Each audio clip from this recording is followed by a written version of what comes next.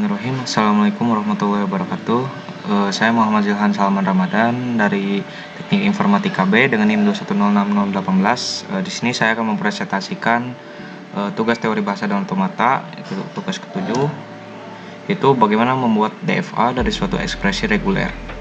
Oke, sebelum mengenal bagaimana cara membuatnya, kita harus tahu dulu mengenai ekspresi reguler.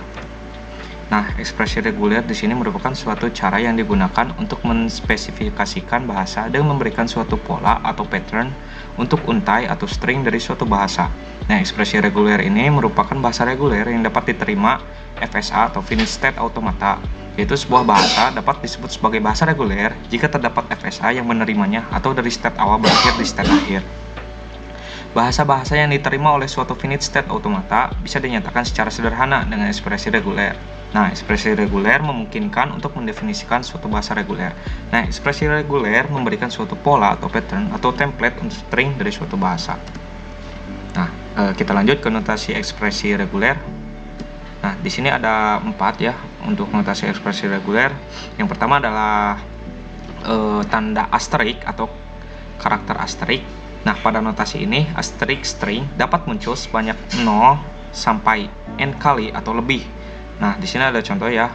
A asterik di sini merupakan mempunyai himpunan kosong, A-nya 2 kali dan A-nya 3 kali dan A-nya berapa kali, N sampai AN dan seterusnya.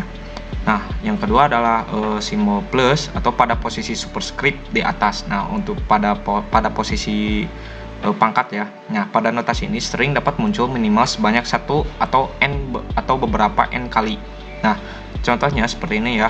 A plus sama dengan mempunyai himpunan A atau A-nya 2 kali atau A-nya 3 kali atau seterusnya. Ini bisa jadi beberapa. Nah, untuk yang ketiga ini adalah plus atau alternation. Nah, tapi si tanda plus ini dengan bentuk seperti biasa. Nah, pada notasi ini dapat dilambangkan dengan tanda plus atau gabungan. Nah, pada notasi ini juga sesuai dengan namanya, alternation artinya kita dapat memilih salah satu. Nah, contohnya itu 1 plus 2. Yang akan munculnya itu 1 atau 2 atau 2 atau 1. Seperti itu. Nah, yang keempat adalah titik atau concatenation. Nah, pada notasi ini simbol akan digabung menjadi string dan tidak berlaku hukum komutatif. Nah, contohnya A titik B maka menjadi AB dan 1.2 akan menjadi 12, bukan 12. Nah, kita lanjut ya ke bagaimana membuat DFA dari suatu ekspresi reguler. Nah, di sini saya memberikan sebuah contoh. Di sini ada suatu bahasa M berupa semua string yang memuat minimal 2 0 berurutan dan letak nolnya tidak ditentukan. Nah, diketahui ya di sini untuk variabelnya itu ada ABC, sedangkan untuk terminalnya itu ada 1 dan 0. Lalu untuk simbol awalnya adalah A.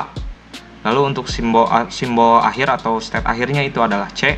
Nah, di sini ada aturan produksinya itu jika A dimasukkan string 0 akan menghasilkan A dan B. Untuk A jika dimasukkan string 1 akan menghasilkan A, dan untuk B jika dimasukkan string 0 akan menghasilkan C, dan C jika dimasukkan string 0 akan menghasilkan C. C juga jika dimasukkan string 1 akan menghasilkan C.